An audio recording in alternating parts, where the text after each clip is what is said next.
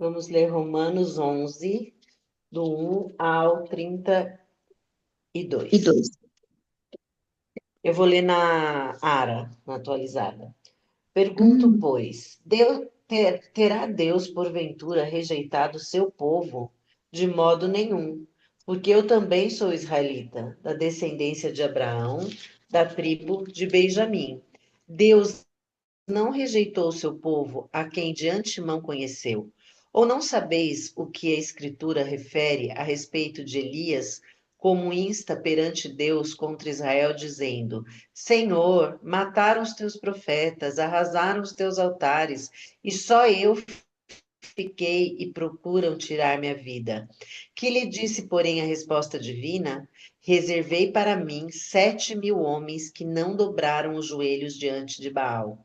Assim, pois, também agora, no tempo de hoje, sobrevive um remanescente, segundo a eleição da graça. E se é pela graça, já não é pelas obras, do contrário, a graça já não é graça. Que diremos, pois? O que Israel busca, isso não conseguiu, mas a eleição o alcançou, e os mais foram endurecidos.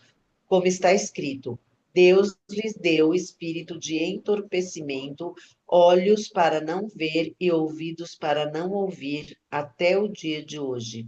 E diz Davi: torne-se-lhes a mesa em laço e armadilha, e em tropeço e punição. Escureçam-se-lhes os olhos, para que não vejam e fiquem para sempre encurvadas as suas costas. Pergunto, pois, porventura tropeçaram para que caíssem? De modo nenhum. Mas pela sua transgressão veio a salvação aos gentios, para pô-los em ciúmes. Ora, se a transgressão deles redundou em riqueza para o mundo, e o seu abatimento em riqueza para os gentios, quanto mais a sua plenitude. Dirijo-me a vós outros, que sois gentios. Visto, pois, que sou apóstolo dos gentios, glorifico o meu ministério, para ver se de algum modo posso iniciar a emulação os do meu povo e a salvar alguns deles. Porque se o fato de terem sido eles rejeitados trouxe reconciliação ao mundo, que será o seu restabelecimento, se não vida entre os mortos? E se forem santas as primícias da massa, igualmente o será a sua totalidade. Se for santa a raiz, também o serão os ramos. Se, porém, alguns dos ramos forem quebrados, e tu, sendo oliveira brava, fostes enxertado em meio deles, e te tornastes participante da raiz e da seiva da oliveira, não te glories contra os ramos, porém, se te gloriares, sabe que não és tu que sustentas a raiz, mas a raiz a ti. Dirás, pois, alguns ramos foram quebrados para que eu fosse enxertado. Bem, pela sua incredulidade foram quebrados. Tu, porém, mediante a fé, está firme. Não te ensoberbeça, mas teme. Porque se Deus não poupou os ramos naturais, também não te poupará. Considerai, pois, a bondade e a severidade de Deus, para com os que caíram, severidade, mas para contigo, a bondade de Deus, se nela permaneceres. De outra sorte, também tu serás cortado. Eles também, se não permanecerem na incredulidade, serão enxertados, pois Deus é poderoso para os enxertar de novo. Pois se fostes cortado daqui por natureza, era oliveira brava, e contra a natureza enxertados em boa oliveira, quanto mais não serão enxertados na sua própria oliveira aqueles que são ramos naturais. Porque não quero, irmãos, que ignorais esse mistério, para que não sejais presumidos em vós mesmos, que veio endurecimento em parte a Israel, até que haja entrada a plenitude dos gentios. E assim todo Israel será salvo, como está escrito: virá de Sião o libertador, e ele apartará de Jacó as impiedades. Esta é a minha aliança com eles, quando eu tirar os seus pecados. Quanto ao evangelho, são eles inimigos por vossa causa. Quanto, porém, à eleição, amados por causa dos patriarcas, porque os dons e a vocação de Deus são irrevogáveis.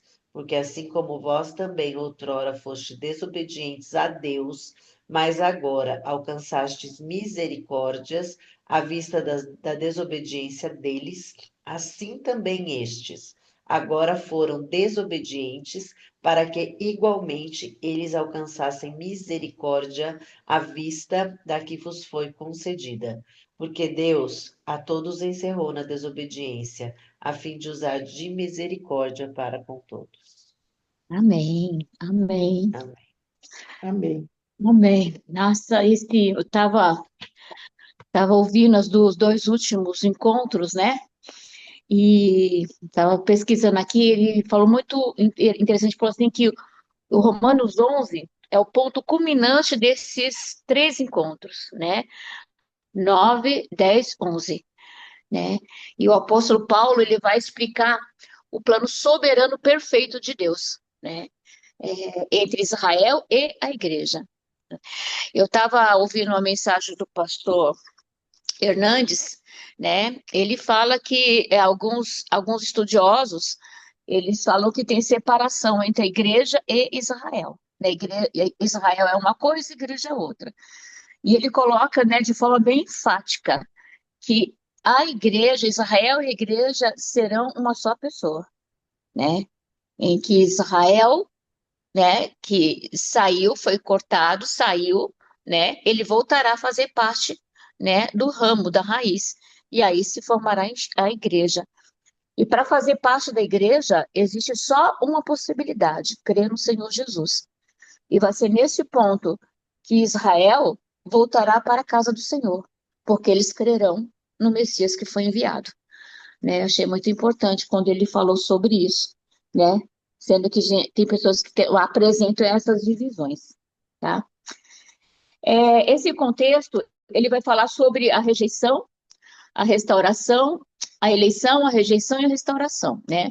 No capítulo 9, a gente ouviu, né, na leitura, que tratou sobre a eleição de Israel, né? Um ato de graça de Deus, né? Que não foi baseado em méritos humanos. Tanto é que era um povinho lá, pequenininho, no meio de todo mundo, né? E justo esse povinho foi que Deus chamou. Né? Entre todos aqueles que existiam lá, pegou o menor, né? Que existia. O Romanos 10, ele fala sobre a rejeição, né, de Israel, que foi resultado da incredulidade, né? A falta de entender que Jesus Cristo era o Messias. E interessante que ele fala que essa incredulidade, ela já existia no povo, né? Quando fala Deus endureceu o coração, e fazendo a leitura, Deus endurece os corações já endurecidos, né? E o coração de Israel já estava endurecido com relação aos rituais, com relação a leis, com relação aos dogmas que eles existiam, então eles não conseguiam ver a promessa se cumprido, porque o coração deles já estavam endurecidos na prática daquilo que eles acharam que era aquilo que deveriam fazer em relação ao cumprimento das leis que foram outorgadas. E em Romanos 11, né, que esse capítulo que a gente vai ler, a gente vê o futuro glorioso de Israel, né, mostrando que Deus ainda tem um plano para eles, para esse povo. Então, esse povo que a gente vê passando por essas situações tão difíceis, né, Deus ainda tem um plano para eles. E esse plano que Deus tem para eles é fazer parte da igreja de Cristo. A gente não consegue ver, né? Porque eles são separados, mas existe essa preocupação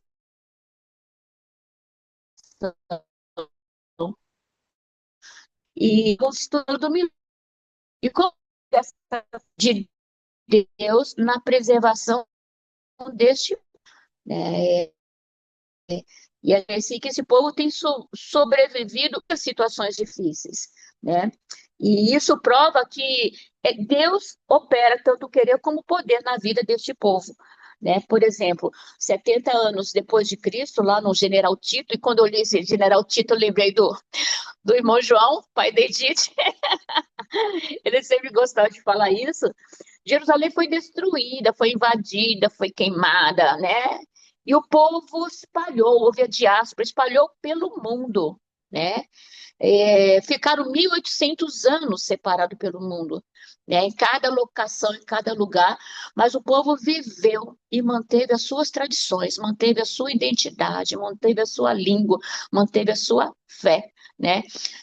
Não sei se vocês sabem, esse final de semana passado viajei, né? Fiz minha primeira viagem internacional. Aí quando cheguei lá, tô lá que encontro um grupo de judeus, gente, vestido com a característica do povo lá. Eu falei assim, gente, é incrível, né? Passaram-se 1.800 anos e esse povo continua aqui no meio de todo mundo e mantém a sua própria identidade, as roupas, né? Então, existe uma preocupação de Deus com esse povo, existe um plano de Deus para esse povo, porque senão eles não manteriam a sua identidade, seriam influenciados por outras formas de culturas que haveria, né? Perseguições que sofreram, por exemplo, no século XIII, né? A questão da peste bubônica que aconteceu na Europa, né?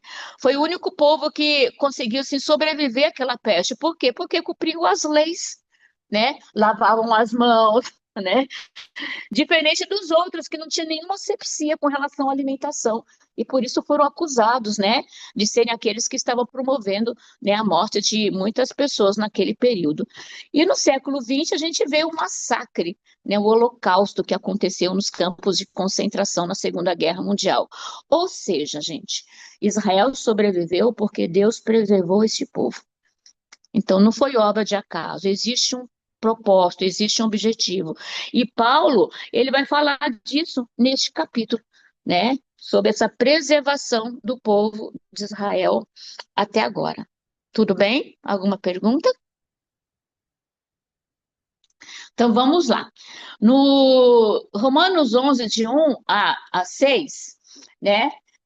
Paulo vai mostrar aquele povo daquela época que existia ali, né? Eles que estavam reunidos. Então, ele vai falar que Deus não rejeitou, apesar de estar acontecendo toda aquela situação, né? E a igreja falou assim: Jesus é nosso, e rejeitar o povo os judeus. Deus vai falar assim, não, não é bem por aí, não. A coisa não é do jeito que vocês pensam. Jesus, ele veio para falar do reino de Deus, mas o povo de Deus, os remanescentes, ainda existe o povo de Deus que ainda está ouvindo, que ainda ouviu e que Deus tem preservado, né?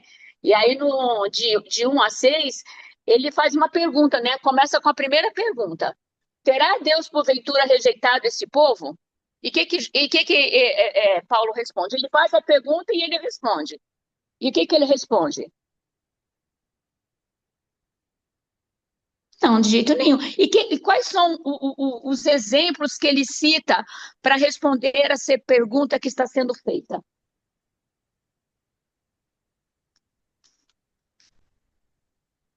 Ele cita alguns exemplos, né?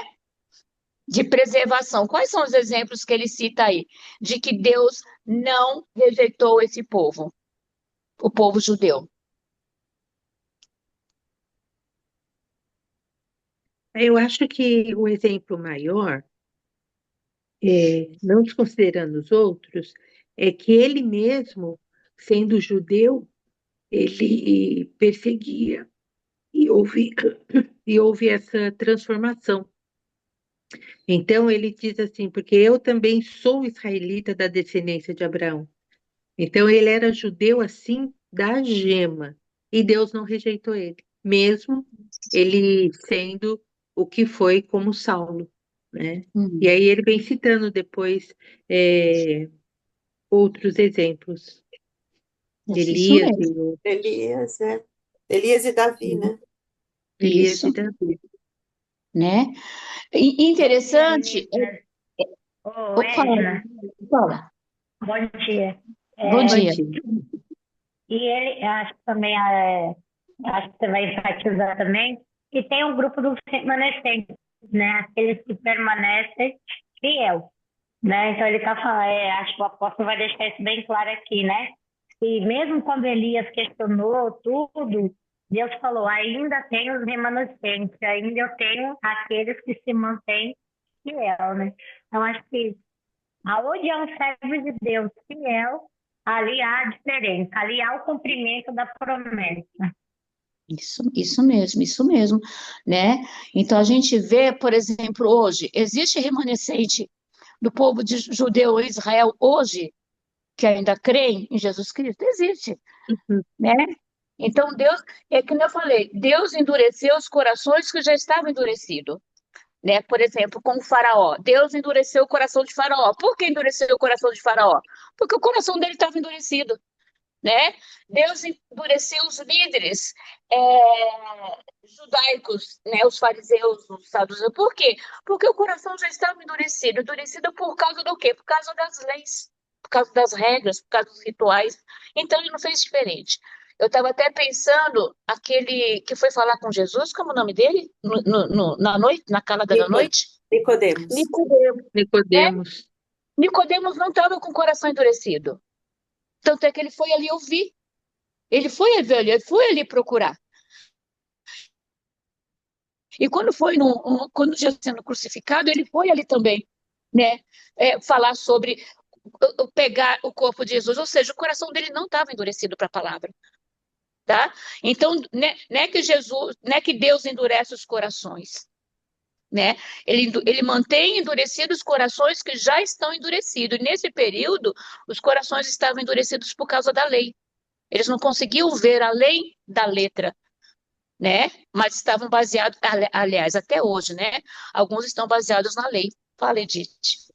Eu lembrei da passagem de Isaías 6, que depois daquela beleza de convite, né, que Deus faz para ele, acho que a partir do versículo 13, Deus começa a falar, mas eu estou te chamando para pregar para um povo que não vai ouvir.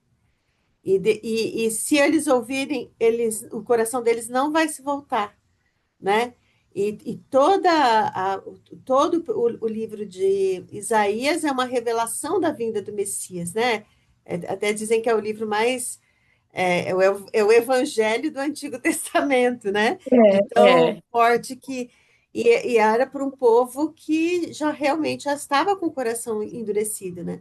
Depois aquela beleza do chamamento de Isaías, e é logo no mesmo capítulo, um pouco abaixo, já vem essa fala, né? Que Paulo está citando aqui, né?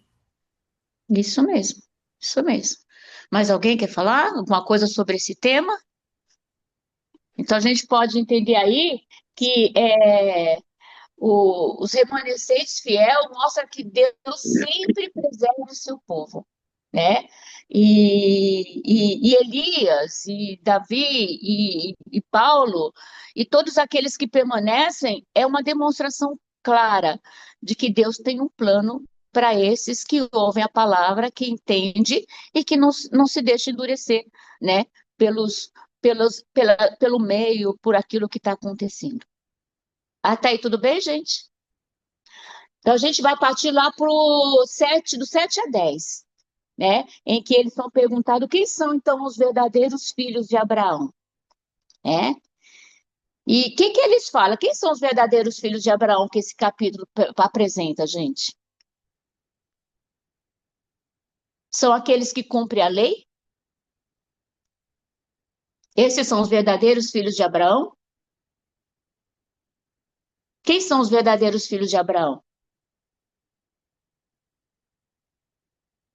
São os descendentes diretos dele. Oi, Deusa. Bom dia. Bom São, dia. são os descendentes diretos de Abraão.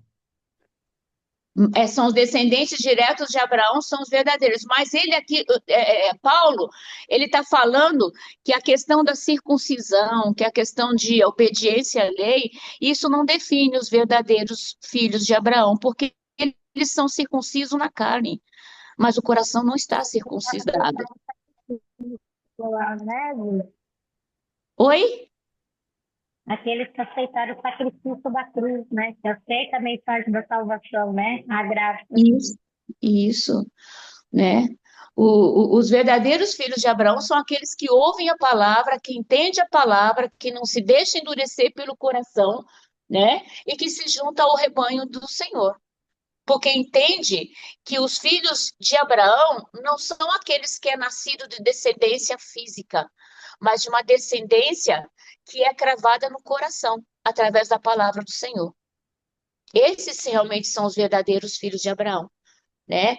Então, em Romanos 2, 28 e 29, fala que judeu é aquele que é interior, cuja a circuncisão é do coração, é no espírito, né?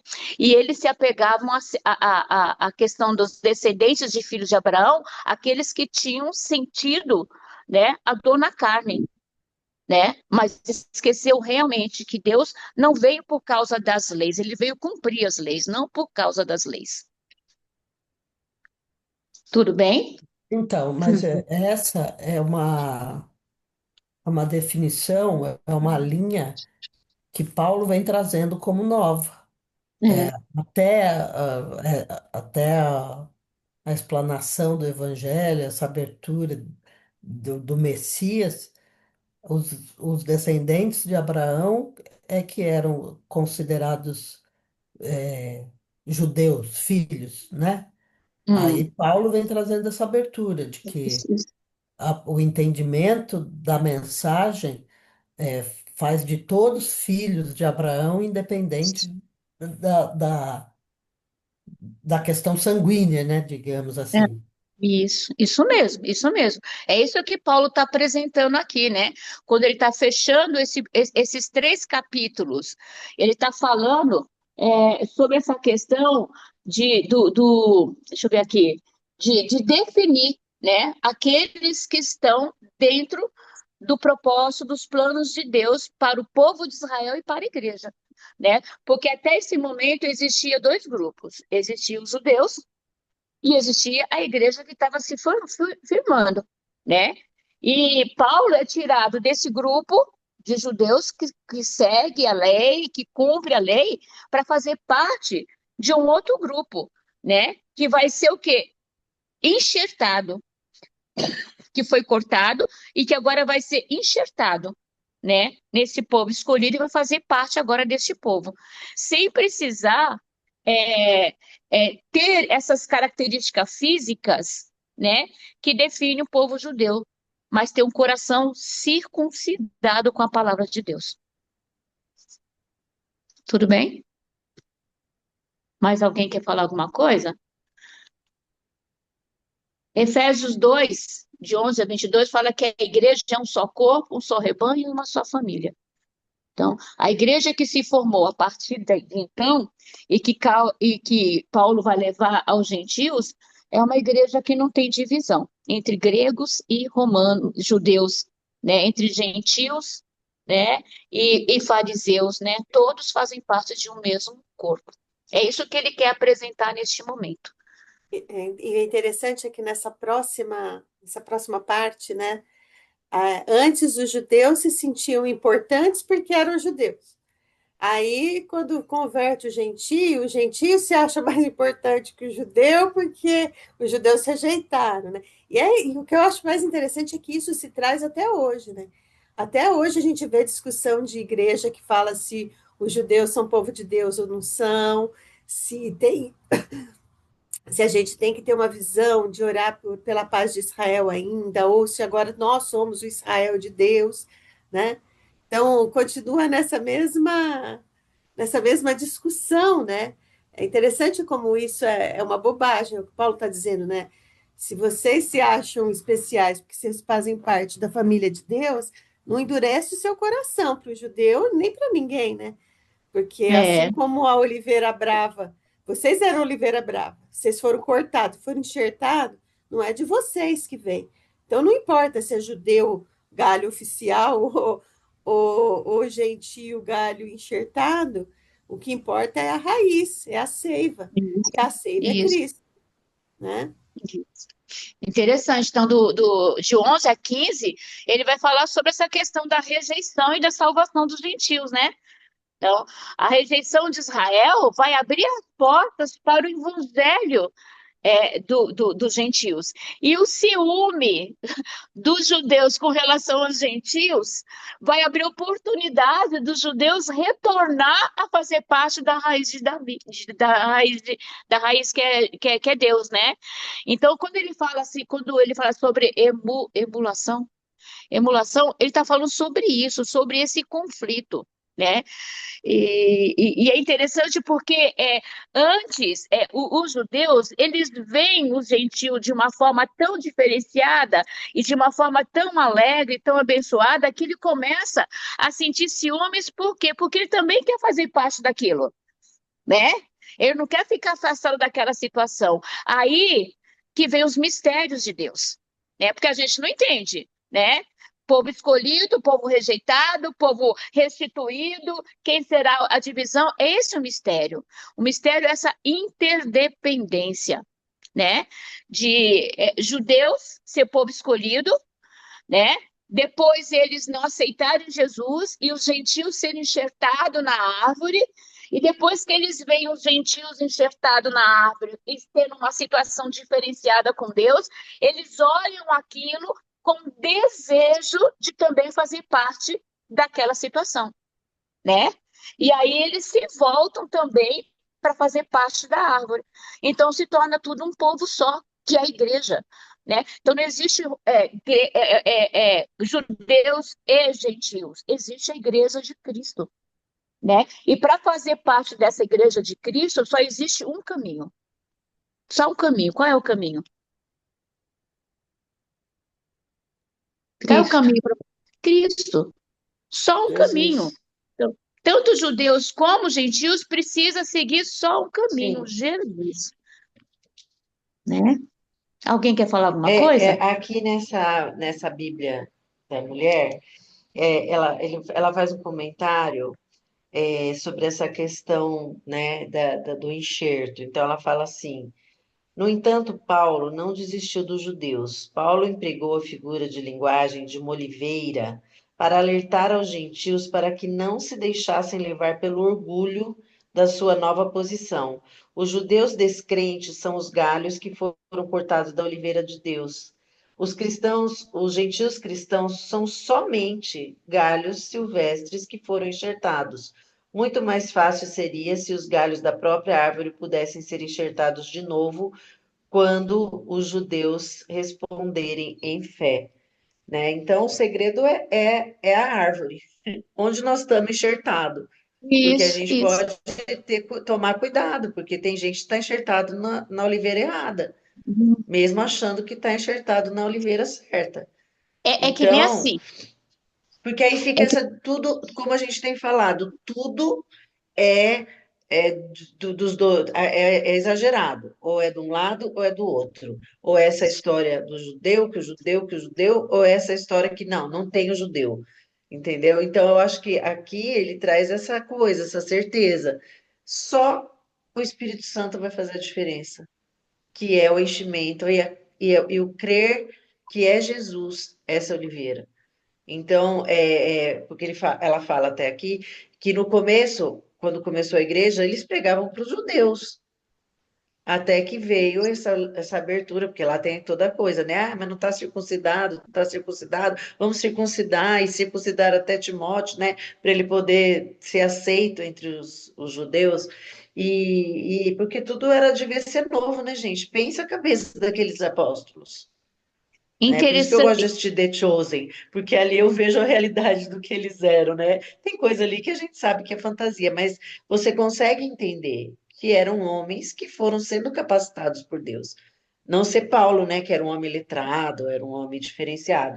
Mas É essa questão da interessante. oliveira é bem forte. Interessante é entender que todas as viagens de Paulo que ele fazia, o primeiro lugar que ele chegava para ir era nas sinagogas, porque o objetivo de Paulo era pregar para judeus. Por quê? Porque os judeus já estavam letrados na lei. Eles Sim, conheciam a lei. E existiam os judeus, existiam os prosélitos, aqueles que se associavam aos judeus, sim, que já tinham conhecimento, era muito mais fácil ele fazer com que aquelas pessoas entendessem que Jesus era o caminho para que a palavra continuasse a ser disseminada. né? Sim. Então, Paulo, ele era objetivo nas suas viagens. Ele não sentava assim, vamos sentar no meio da praça e falar para todo mundo. Não, vamos na sinagoga, porque lá o É. pessoal já tá Só preparado. em Atos 16, né, que ele não achou a É, sinagoga e foi para a é que beira do nós rio, né? isso só em Atos, mas a maioria das viagens, Mas porque ele ali tinha um propósito, né? isso mesmo, propósito, né? Então, Deus usou a rejeição dos judeus, primeiro, para alcançar os gentios e levá-los à salvação, e para despertar os judeus ao verem a graça de Deus operando entre as nações, entre todas as nações. Não só entre aquele povo que estava ali, mas entre todos eles. Tudo bem? Mas alguém quer fazer mais uma colocação? Eu, eu, eu, eu entendi, né? Para mim ficou a mensagem assim que a salvação, o reino de Deus é individual. É, vai acontecer individualmente para cada um. Não adianta eu fazer parte de um povo, não adianta eu fazer parte de uma igreja, não adianta eu ter nascido num lar, ter pai, ter mãe, servos, ele é individual. A questão do povo, né, foi, vou nomear como uma estratégia de Deus, né, para naquele contexto, né, Isso, mostrar trazer, né, à tona, trazer, esclarecer aí um plano, né? O povo foi escolhido, aquele povo precisava guerrear, precisava de uma terra, precisava que as promessas acontecessem, dos profetas e tudo, para que esse plano ficasse aberto, esclarecido para todo mundo, né? Mas tendo isso acontecido, a mensagem, o evangelho é para o mundo todo e vai acontecer individualmente, inclusive para os judeus, né? O judeu individualmente vai ter que crer em Jesus para fazer parte desse reino, vai ter que ouvir essa mensagem, vai ter que crer neste evangelho, na ressurreição de Cristo, para que tenha a salvação, independente de ter uma nominação, né, de povo. isso, isso. Então a gente vê, por exemplo, fala, Jane. É, aqui no verso 12, onde fala que a transgressão dele redundou em riqueza para o mundo, num comentário aqui da Shed, refere-se à salvação dos gentios, que no plano divino a salvação vem dos judeus, né? E que não pode ser menosprezado isso, né? Então, os gentios não poderiam menosprezar os judeus de forma nenhuma, como ramos enxertados, porque eles só foram enxertados porque os judeus rejeitaram num primeiro momento, né? Então, ele deixa bem claro isso para não, até na questão de ciúmes, né? Para eu sou melhor porque eu agora estou na cadeira e vocês não estão. Né? Então, deixar isso bem, bem claro. E outra coisa que pulou nos meus olhos, que aqui não tem muito a ver, mas que Paulo se declara apóstolo, né? Isso achei tão bonitinho, assim, eu apóstolo de Cristo, né? Então, ele realmente se identificou como apóstolo de Cristo. Isso aí. Lembrando que a Angélica estava falando sobre isso, nos nossos dias e nossas igrejas, tem aqueles que ainda não estão enxertados na videira verdadeira, né? Estão ali na igreja, participam dos cultos, participam das atividades, mas não teve esse novo renascimento, né, Uhum. em Cristo Jesus, né? E tem Então, a também os rejeição orgulhosos de hoje, né? Ah, é eu sou da igreja e você não é. Então, eu isso. sou bom e você não é muito bom, né? Então, É, tem isso também. é. Então, a rejeição de Israel abriu porta para que o evangelho fosse pregado aos gentios, cumprindo o quê? O plano universal de Deus. Né? Lá em João 3,16 fala para que todo aquele que Aquele nele que nele crê, crê. todo. Né? Em Gênesis, o filho da mulher pisaria a cabeça da serpente, porque para que todos, né, tenham esse novo nascimento, né, em Cristo Jesus. Né? Então, a graça que antes era restrita a um povo, ela foi estendida para todo mundo. Não existe mais bonitinho, mais feio, né, Edith? Vamos lá, Edith. No versículo 22, eu achei uma coisa bem interessante. Considerai, pois, a bondade e a severidade de Deus. Muitas vezes a gente só considera a bondade de Deus. Aí é aqueles que falam assim: não, o mundo todo vai salvar, todo mundo, não importa, que Deus tem um coração amoroso, né?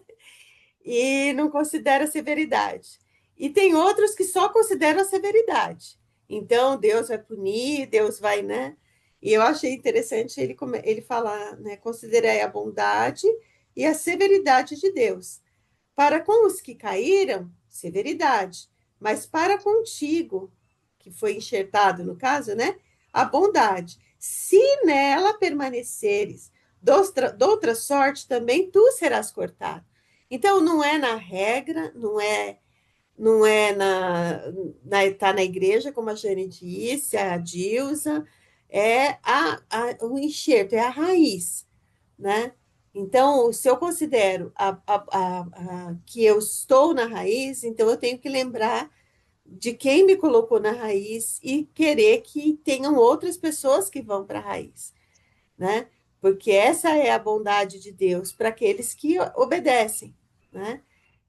A igreja, às vezes, além de ficar entre Israel, amar Israel ou odiar Israel, ela também fica entre se amar, né? E amar a Sim, Deus.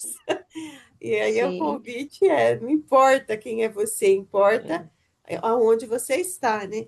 E Deus é bondoso, É, mas ele também tem a regra, ele também tem a severidade. sim. Então, eu acho bonitinho ele falar: considerai, pois, a bondade e a severidade de Deus. A gente fala muito sobre a universalidade do amor de Deus, né?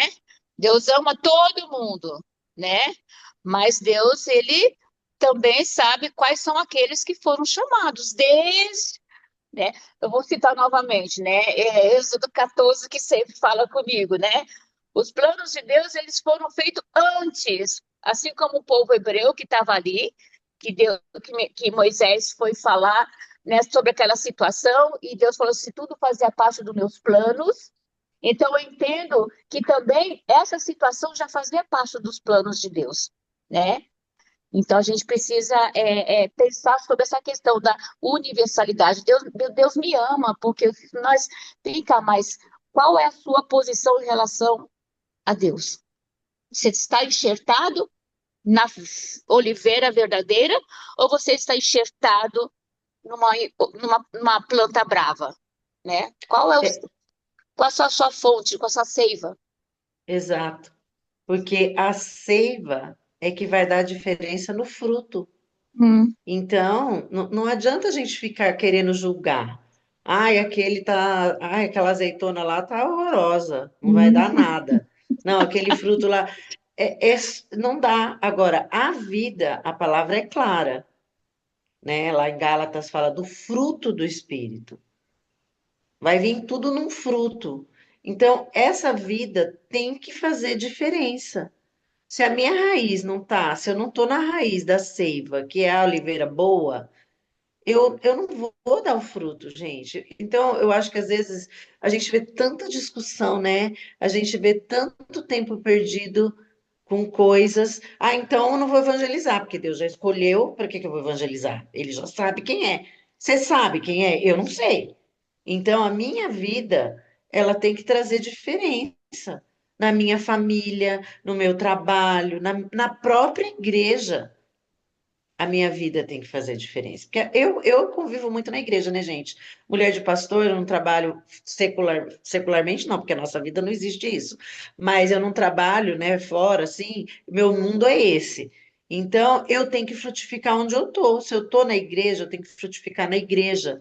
E com aquelas pessoas, eu vou no mercado, eu tenho que fazer diferença para aquele caixa. Eu tenho que dizer para aquela moça, bom dia, Deus te abençoe, abençoe o seu trabalho. Você fala isso, você recebe um retorno. Isso é a seiva que tem que sair natural da nossa vida. Porque nós temos que transmitir isso.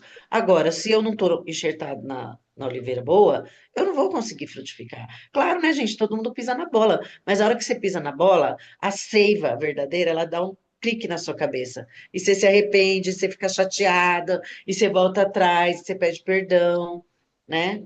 Então, a prática do negócio. Então, e o Romanos, então, Jane, Não, o fruto dá, né? Uma hora o fruto vai aparecer. Então, não adianta a gente estar dentro da igreja fingindo que está tudo certo, que é certinho e tal, porque o fruto vem, né? E o fruto, quando vem, é como a Angélica falou, ele vai ser público e vai ali vai falar, esse é de um e esse é de outro, né? Então, o fruto vem. Só mais Edith, uma coisa, Edna. E a gente às vezes vê muita gente na igreja querendo evangelizar pelo poder. Ah, eu oro, a pessoa cura. Ah, eu oro, desce o Espírito. Jesus não nos ensinou a evangelizar pelo poder. Ele nos ensinou a evangelizar pelo nosso fruto, pelo fruto do Espírito, aliás, que brota em nós. E o fruto do Espírito não é poder, é bondade, benignidade, mansidão, alegria, amor.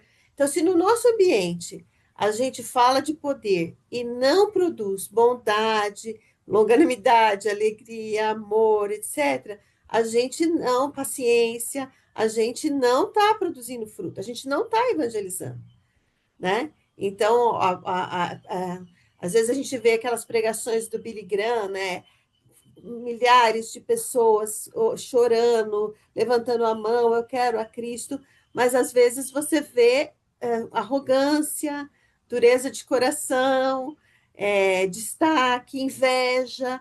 Então, o fruto que está sendo produzido é o fruto da carne, né? Então, não está no poder. Acho que é isso que Paulo está. Ele não está dizendo especificamente, né?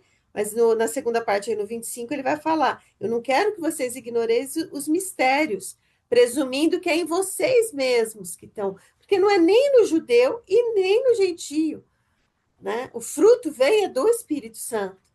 Então, não é do crente sei lá, o desconvertido lá, não sei como é que a gente fala, o ímpio. Não é nisso. Né? O que vem é a ação do Espírito Santo naquele que é necessário. Né? isso. Então, a gente vê aí que nesse de 16 a 24, vocês já falaram, fala sobre essas duas figuras que Paulo usa, né? A questão da massa e a questão das primícias, né? E que a gente foi enxertado, né? Que a gente fazia parte de uma árvore brava, fomos cortados e fomos enxertados numa árvore boa, né? Que produz seiva boa, né? Mas a gente já sabe que nem todos, né, possuem essa condição. Mas a gente precisa, ele faz uma advertência lá no versículo 18.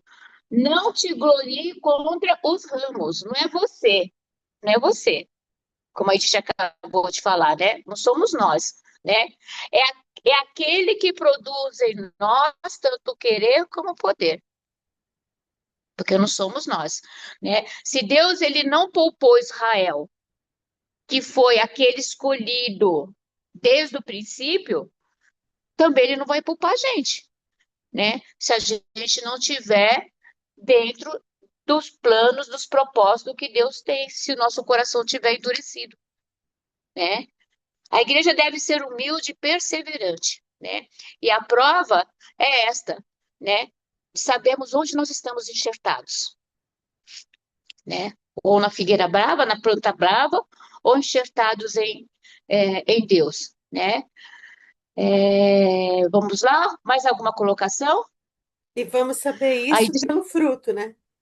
pelo fruto, é Porque isso tem mesmo. gente que fala, precisa saber. Não, o único jeito de saber é o que está sendo produzido em você. Pelo fruto. Se está produzindo raiva, inveja, discórdia, você não está na oliveira certa. Você não tá- você precisa fazer uma. Se está Precisa produzindo paz, mansidão, alegria, aí sim, aí aquilo é a oliveira certa, né?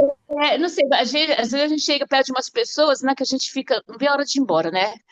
Tá na igreja, nasceu na igreja, vive na igreja, conhece, mas você não consegue ficar um minuto com ela porque você não sente, né, o, o, o correr, a água viva emanar dessa pessoa, porque é uma pessoa iracunda, uma pessoa, né? Fala, Jane. Não existe fofoca santa.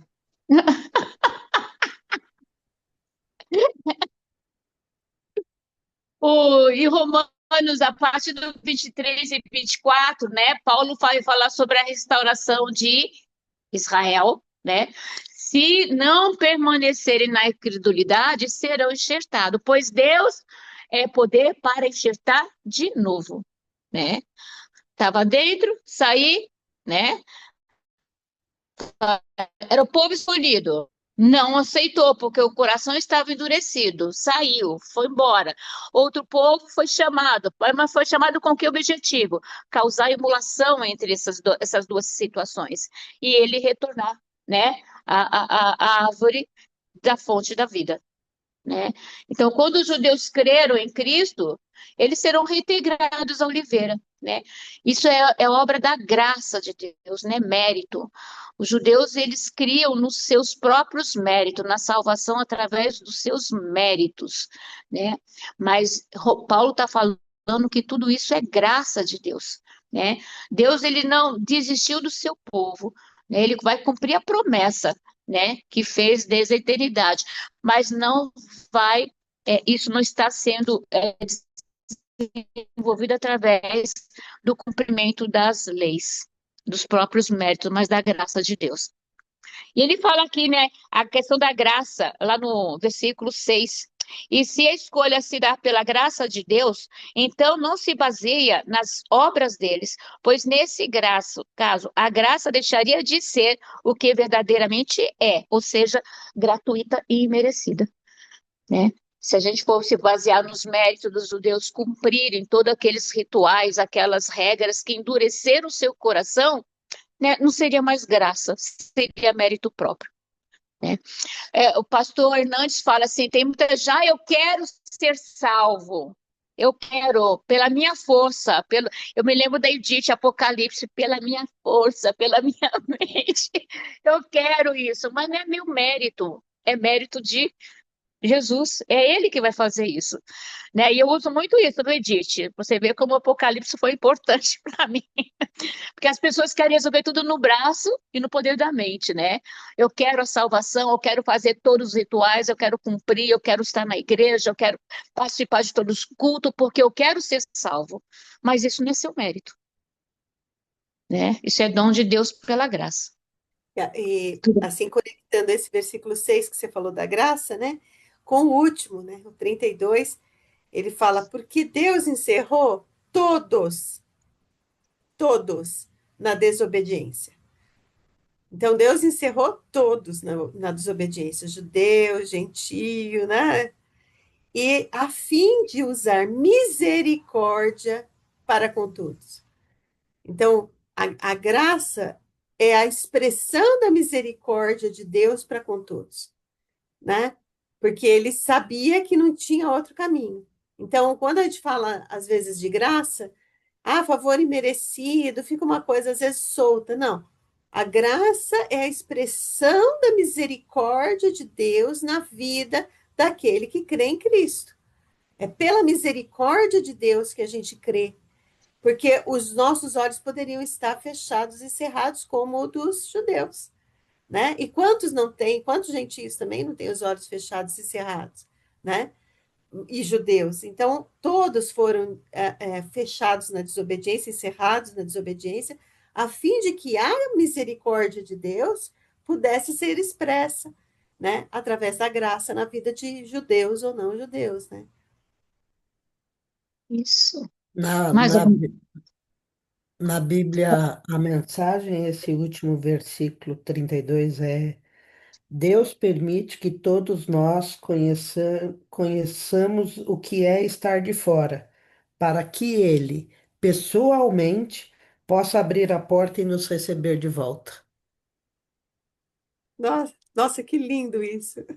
É Ficou lindo bem mesmo. legal isso, hein? né? E a gente vai para a última parte, né? Que dos 25 a 32, que fala sobre o mistério da salvação. Então, Deus aí, Paulo, né, vai revelar qual é o mistério dessa salvação, né, que Deus tem colocado, né? Irmão, quero que vocês entendam esse mistério, para que não se orgulhem de si mesmo. Porque a queda de Israel trouxe salvação dos gentios. E a salvação dos gentios despertou ciúme nos judeus. Ou seja, finalmente os judeus reconhecerão o Messias. Por quê?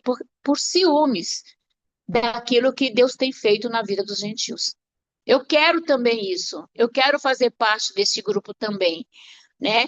Então isso gera um ciúme. Então aqueles que foram, né, endurecidos, eles vão começar a fazer parte. Então o endurecimento em parte significa que nem todos os judeus rejeitaram Cristo. Existe aí os judeus messiânicos, né, que já estão se dobrando aos olhos do Senhor e que não têm os seus corações endurecidos, mas que é um tempo determinado para que esses judeus se unam, né, àqueles que ouviram de Jesus, né, que acontecerá até a plenitude dos gentios, ou seja, até que a plenitude dos gentios seja alcançada, né? Todo Israel vai ser salvo, versículo 26, lá no 26, o que ele fala? Ó. Assim, todo Israel será salvo, como diz o libertador virá e afastará Israel da impiedade.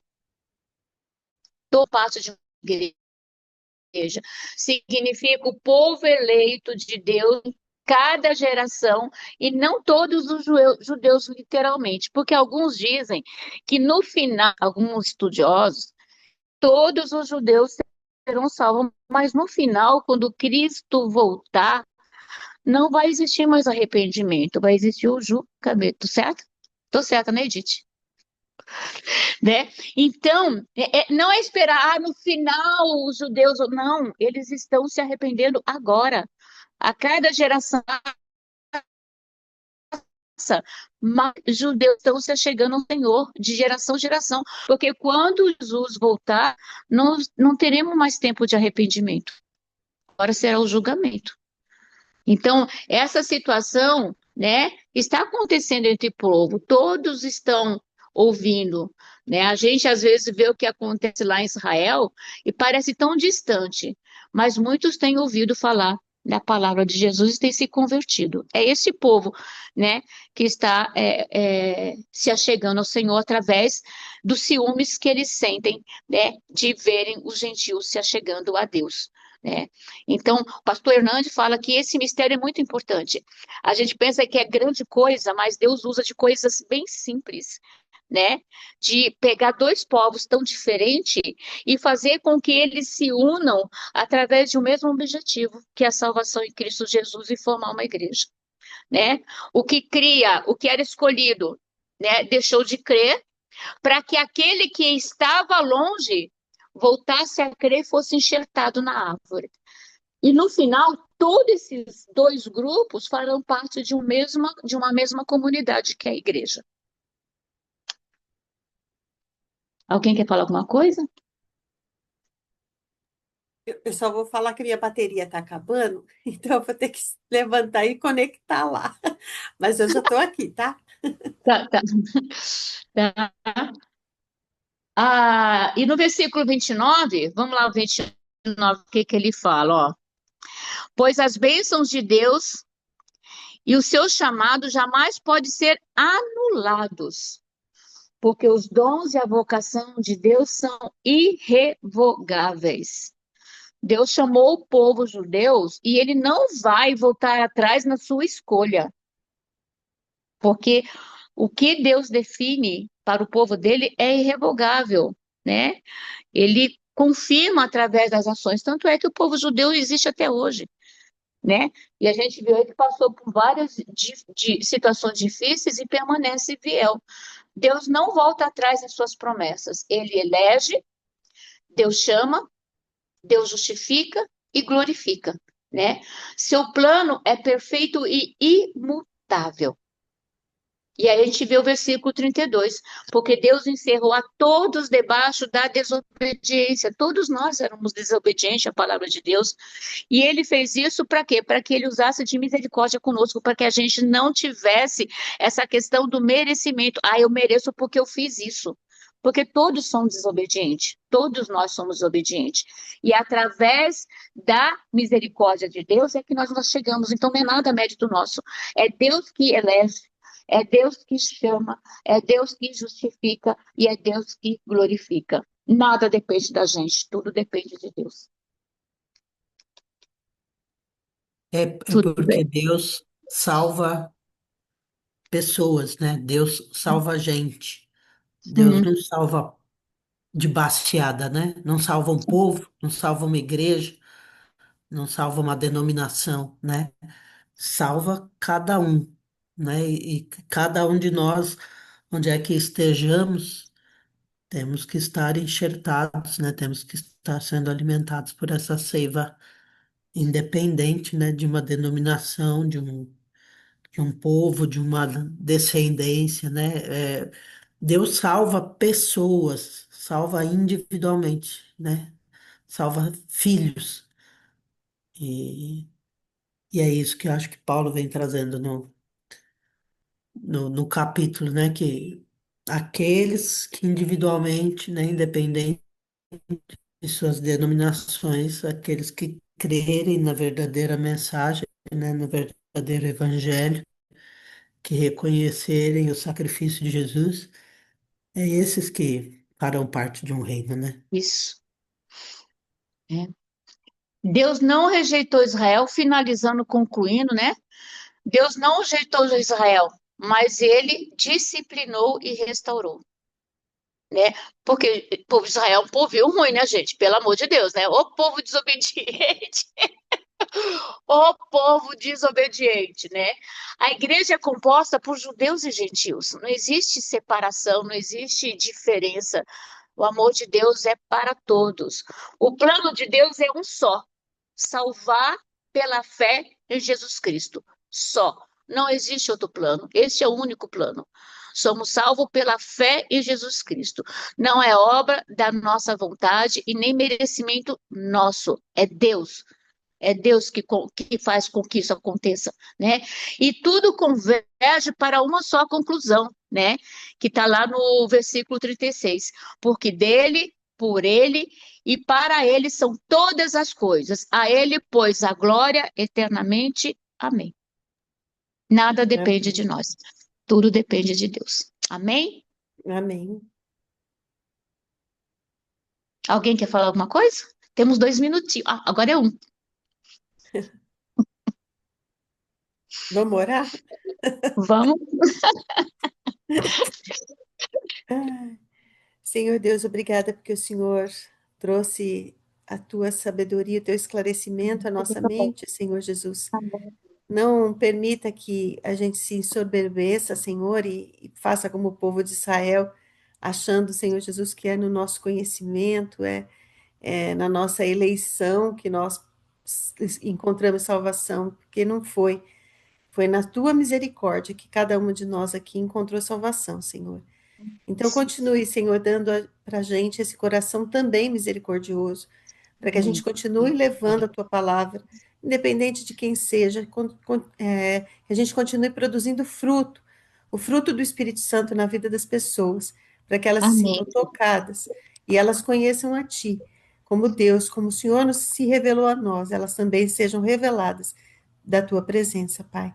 Nos ajude, Senhor, a entender isso no nosso dia a dia, né? Como a Angélica falou, na hora que a gente vai para o mercado, na hora que a gente vai comprar pão, na hora que a gente vai trabalhar, aonde nós formos, que seja produzido, Senhor, o fruto do Espírito Santo na vida das pessoas Amém. através de nós, Amém. Pai.